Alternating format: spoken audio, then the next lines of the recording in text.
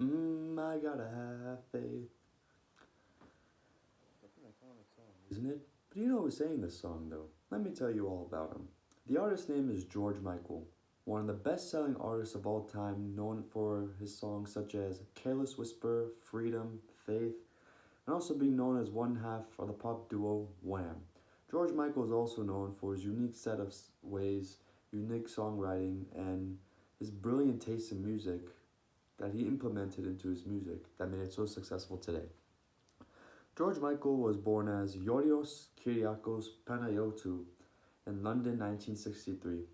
Now, over the years as he was growing up, he would befriend Andrew Ridgeley, who would then become his music partner despite having similar music tastes. They would then create the pop duo Wham and gain massive success and release their first studio album just when they were 18. Can you believe that? They barely turned 18, they barely became adults.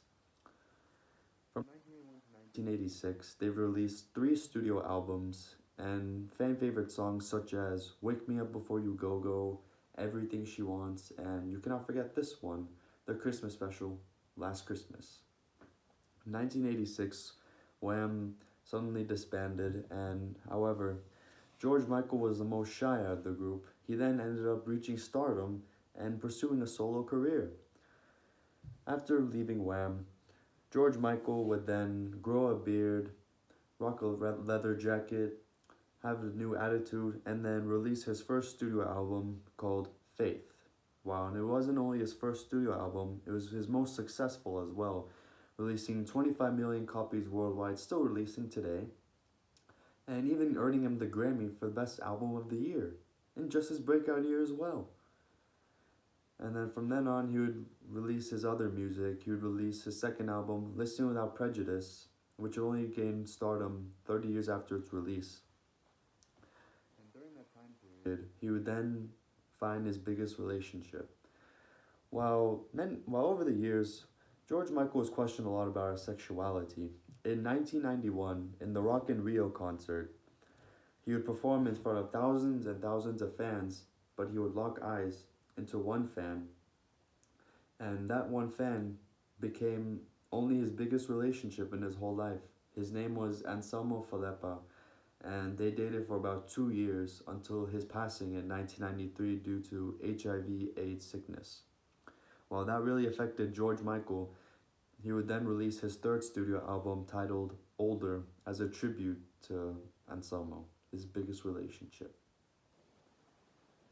And while fans are still wondering about his sexuality, in 1998, George Michael was arrested for lewd conduct in a men's restroom in Los Angeles. And from then on, a few months after the arrest, he would then go on CNN and he would announce that he is, well, a homosexual, a gay man. And it was his first public speaking of the matter. And while he had a lot in his career, he was involved with drugs, his 1998 arrests, he always came back.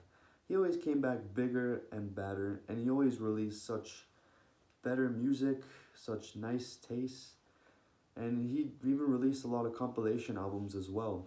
In fact, George Michael's career lasted 35 years. Can you imagine that? From teenage years up until middle age, he was always up there, up in the charts, and he never fell down. He never fell off. He was always up there for 35 years. And it carried on like that up until his death on December 25th, 2016. This year would mark 5 years of his death, and ironically enough, he passed away on December 25th, which is Christmas Day, which would end up being, well, his last Christmas.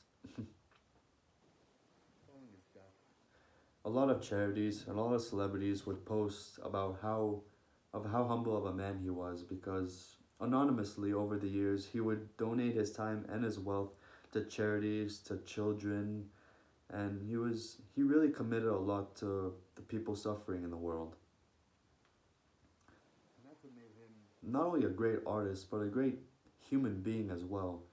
And he had 35 years in his career, and he didn't just work alone. He did duets with Elton John, Whitney Houston, Mary J. Blige, and he was known and pretty close with the late great Freddie Mercury. He even performed with Queen on his tribute show.